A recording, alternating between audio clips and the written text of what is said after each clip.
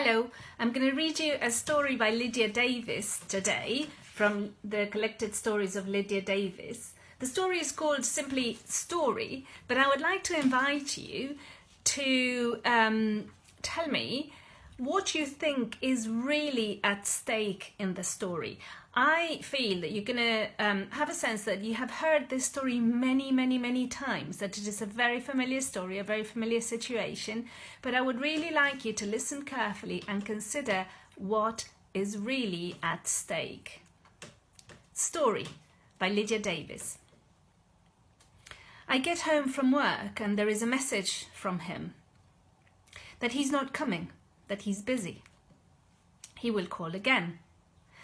I wait to hear from him. Then at 9 o'clock I go to where he lives, find his car, but he's not home. I knock at his apartment door and then at all the garage doors, not knowing which garage door it is. No answer. I write a note, read it over, write a new note and stick it in his door. At home I am restless. And all I can do, though I have a lot to do since I'm going on a trip in the morning, is play the piano. I call again at 10:45 and he's home. He has been to the movies with his old girlfriend. And she's still there. He says he'll call back. I wait. Finally, I sit down and write in my notebook that when he calls me, either he will then come to me or he will not, and I will be angry, and so I will have either him or my own anger, and this might be all right, since anger is always a great comfort, as I found with my husband. And then I go on to write in the third person and in the past tense that clearly she always needed to have a love, even if it was a complicated love. He calls back before I have time to finish writing all this down. When he calls, it is a little after 11:30. We argue until nearly 12. Everything he says is a contradiction. For example, he says he did not want to see me because he wanted to work, and even more because he wanted to be alone. But he has not worked and he has not been alone. There is no way I can get him to reconcile any of his contradictions. And when this conversation begins to sound too much like many I had with my husband, I say goodbye and hang up. I finish writing down what I started to write down, even though by now it no longer seems true that anger is any great comfort. I call him back 5 minutes later to tell him that I am sorry about all this arguing and that I love him, but there is no answer. I call again 5 minutes later, thinking he might have walked out to his garage and walked back, but again there is no answer. I think of driving to where he lives again and looking for his garage to see if he is in there working, because he keeps his desk there and his books, and that is where he goes to read and write. I am in my nightgown. It is after 12 and I have to leave the next morning at 5. Even so, I get dressed and drive a mile or so to his place. I am afraid that when I get there I will see other cars by his house that I did not see earlier, and that one of them will belong to his old girlfriend. When I drive down the driveway, I see 2 cars that weren't there before, and one of them is parked as close as possible to his door, and I think that she is there. I walk around the small building to the back where his apartment is, and look in the window. The light is on, but I can't see anything clearly because of the half-closed Venetian blinds and the steam on the glass. But things inside the room are not the same as they were earlier in the evening, and before there was no steam.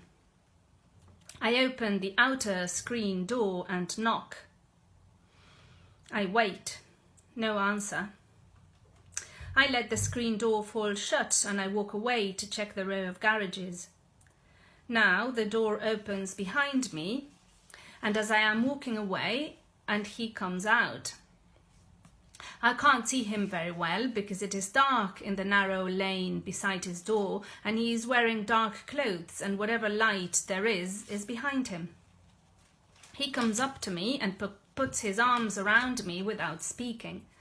And I think he is not speaking, not because he is feeling so much, but because he is preparing what he will say.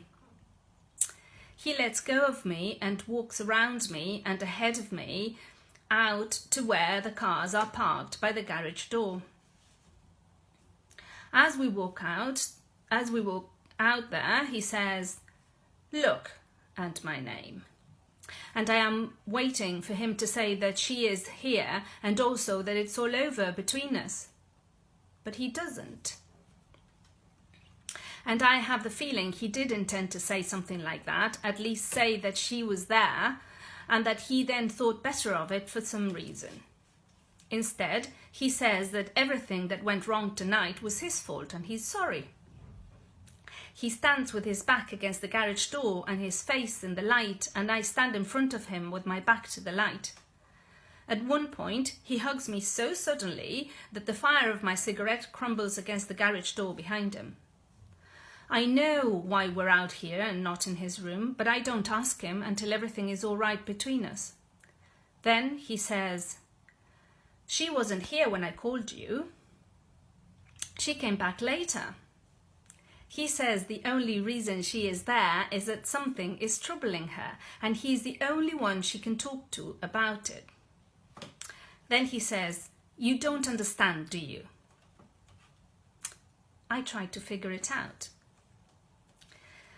So they went to the movies and then came back to his place, and then I called and then she left and he called back and we argued, and then I called back twice, but he had gone out to get a beer, he says, and then I drove over, and in the meantime he had returned from buying beer and she had also come back and she was in his room, so we talked by the garage doors.